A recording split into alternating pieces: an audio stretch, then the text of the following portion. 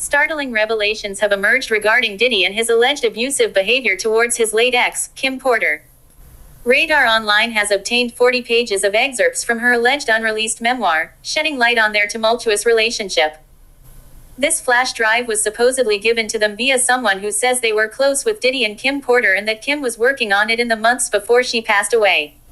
It's important to note that Radar Online has not been able to independently verify the claims made by this person. Allegations of abuse. The excerpts detail instances of extreme jealousy and violence. One particular account describes how Diddy allegedly beat Kim with a chair, leading to her hospitalization. She supposedly ended up with a black eye and her arm in a sling. This incident reportedly occurred after she received flowers that Diddy did not send, causing a violent outburst.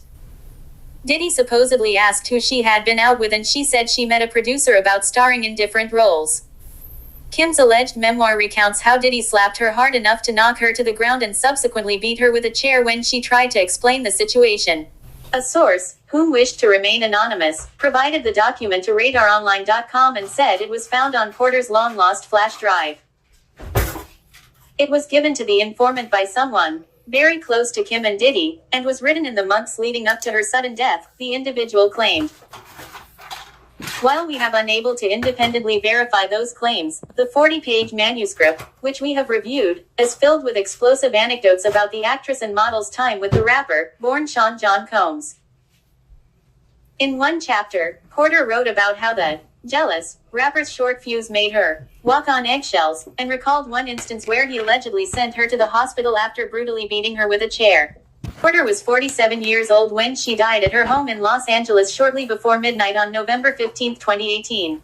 The Los Angeles County Medical Examiner listed her manner of death as natural, and the causes, lobar pneumonia, a condition marked by inflammation and infection in the lungs.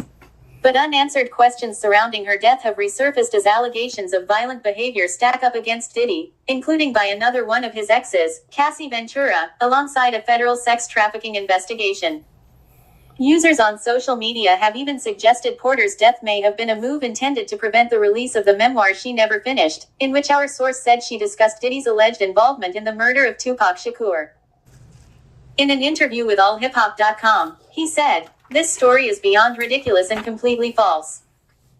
Neither Biggie nor I had any knowledge of any attack before, during or after it happened. It is a complete lie to suggest that there was any involvement by Biggie or myself. There have never been any criminal charges, indictments, or convictions against Combs related to the claims." Porter's father told Rolling Stone he was disgusted by a hotel surveillance video from 2016, obtained by CNN, that showed the 54-year-old kicking and dragging Ventura. He said it made him wonder whether his daughter suffered similar abuse during her 13-year relationship with the music mogul. What's more, former Bad Boy rapper Mark Curry told the outlet of Porter's relationship with Diddy, "I remember Kim used to go through a lot of stuff. If you live around them, you get to see the toxic relationship. I think every relationship he had that I experienced around him was like that." Porter described the exchange that led to her hospital visit in the purported memoir obtained by RadarOnline.com, writing, "We were supposed to go out for dinner, but he was in a foul mood. Sean yelled, 'What the F?' I would have to walk on eggshells as I came out of the bathroom, but I found him holding flowers, so I smiled, 'You brought me flowers.' Sean yelled, 'No. So who the F are they from?' I was bewildered, and told him honestly, 'I don't know. Probably just a fan.' He threw the attached card at me. I picked it up to read it. Sean He slapped me so hard I hit the ground. Sean yelled, 'Who the F were you with the other night?' I looked down at the card that was lying next to me, and it read, 'The other night was amazing, we must do it again.'" According to the document, when she tried to explain, Combs threw the flowers at her and said, "That's not how this works. You have my child. You don't touch anyone, unless I allow it." She wrote, "Diddy picked up my coffee mug and slammed it against the wall. Coffee flew everywhere as he yelled, 'Who the F this end think he is?'" While desperately trying to calm him down, Porter insisted, "It was just coffee with the producer, it was nothing." She explained they met up to discuss, maybe me starring in another movie that he wants to produce. Sean exploded even more. He wants to put the move on my F-ing family. At the top of his lungs, my F-ing family. He flipped the table over, breaking it. It was a heavy table, but Sean is stronger than he looks. I pleaded with him, Sean, please. He yelled at me, what? I tried my best to calm him down. He probably didn't know. It didn't come up. You're publicly dating someone else. So. He screamed at me, and it somehow seemed even more intense. So, you didn't tell him back off. And then out of nowhere, he hit me with a chair. I don't remember anything after that, until I woke up in a hospital room.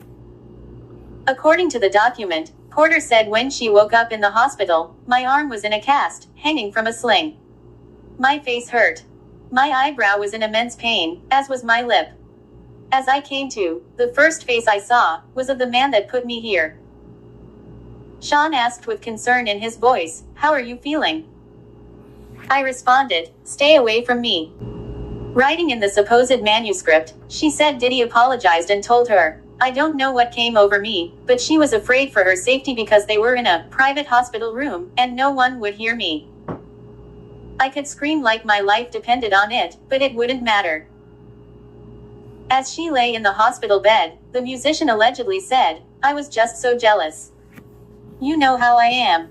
I'm sorry. Baby, I promise, I'll never put my hands on you again, I swear.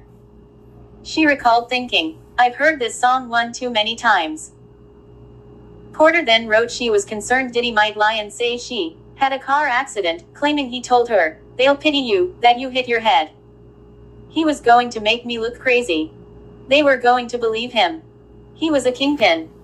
Yet she said Combs spent the next 6 months helping me heal, and working his way back into my life. And into my bed. I was so stupid. And of course, I wasn't cast for either movie. From what I understand, the P. It was unclear when the alleged incident occurred, but Porter noted that Combs was publicly dating someone else at the time. I was so stupid. And of course, I wasn't cast for either movie. From what I understand, the producer died of pneumonia.